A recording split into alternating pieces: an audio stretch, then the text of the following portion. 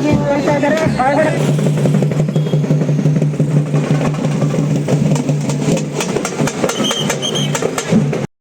ಇಲ್ಲಿ ಮೆರವಣಿಗೆಯಲ್ಲಿ ಬಂದಿದ್ದೀರಿ, ಯುವಕರು ಇದ್ದೀರಿ, ಅರ್ಥ ಮಾಡ್ಕೊಳ್ಳಿ.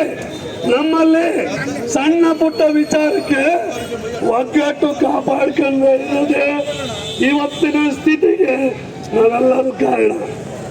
ಬಿಸಿಲು ಮಳೆ ನೆರಳು ದಿನ ಇರುತ್ತೆ.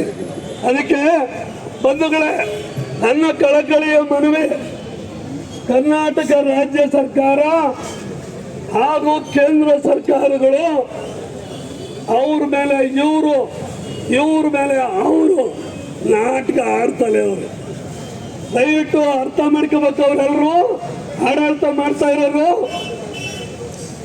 ನಾವು ಚುನಾವಣೆ ಇದ್ದಾಗ 2 ಗಂಟೆನಲ್ಲಿ ಮಾರಾಟ ಆಗ್ತಾರೆ ಮಾದಿಗರು ಅಂತ ಅವ್ರಿಗೆ ಅರ್ಥ ಮಾಡಿಸ್ತಾ ಇದ್ದೀವಿ.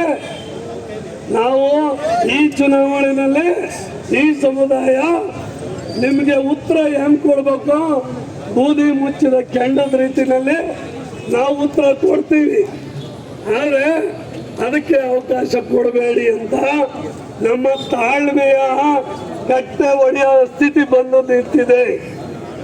ಬಂಧುಗಳೇ, ಹೊರ ಮೀಸಲಾತಿ ಹೋರಾಟ ಶುರುವಾದ ನಾಗಮೋಹನ್ ದಾಸ್ ಆಯೋಗ ರಚನೆ ಆಗುವಾಗ ಜಸ್ಟಿಸ್ ಸದಾಶಿವ ಆಯೋಗ ಅವೈಜ್ಞಾನಿಕ, ಮಣ್ಣು ಮುಸಿ ಸರಿ ಇಲ್ಲ ಅಂದ್ರು ಜನ ಬಹಳ ಮೇಧಾವಿಗಳು, ಬುದ್ಧಿವಂತರು, ಅಂಬೇಡ್ಕರ್ನ ಗುತ್ತಿಗೆ ತಗೊಂಡಿರೋರು.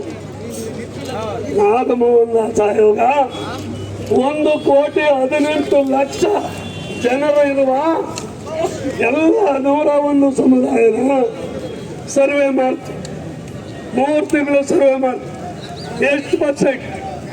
1,05,36,00,000 ಜನಕ್ಕಿಂತ ಜಾಸ್ತಿ ಇರುವ ಮಾದಿಗ ಸಂಬಂಧಿತ ಸಮುದಾಯ 6%. ಇನ್ನು ಸಹೋದರ ಛಲವಾದಿ ಸಮುದಾಯ 28 ರಿಂದ 30 ಲಕ್ಷ.